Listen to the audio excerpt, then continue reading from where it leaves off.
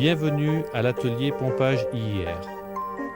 Les tubes sont véhiculés sur chariots spéciaux à partir de la salle blanche. La première opération consiste à effectuer la mise sur bâti de pompage pour réaliser le vide et la photocathode. Mais pourquoi faire le vide? Eh bien pour permettre le mouvement des électrons dans nos tubes et pour la protection chimique des cathodes, photocathodes et écrans. Cette opération est réalisée en deux temps. Tout d'abord à l'aide d'une pompe primaire que l'on peut comparer à notre aspirateur domestique et qui, par le mouvement de ses palettes, empêche l'air de revenir à l'intérieur du tube.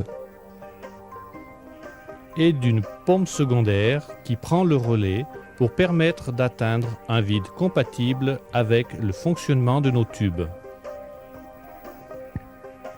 Voici le schéma simplifié d'un bâti de pompage et la vue d'un bâti réel. Mais pourquoi réalise-t-on une photocathode? Parce que la photocathode est une fabrique d'électrons indispensable au fonctionnement de nos IIR. La réalisation de la photocathode est pilotée par un personnel qualifié à l'aide d'une baie d'activation. Elle consiste à évaporer en alternance différents produits sur l'écran d'entrée selon un procédé bien déterminé.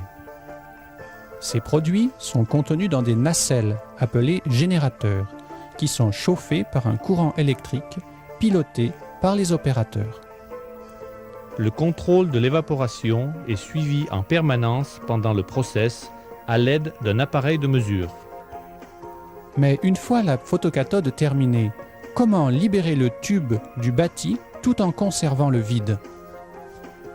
Par une opération très délicate qui s'appelle la coupe.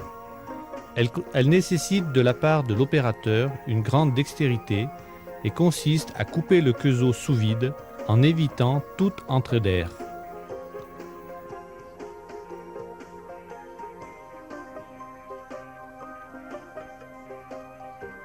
La coupe étant terminée, le tube est libéré du bâti.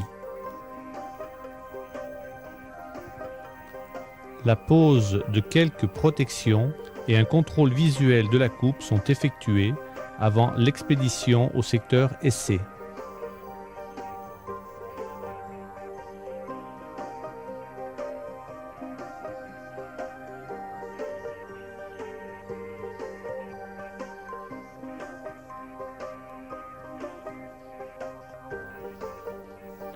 Merci de votre attention et au revoir.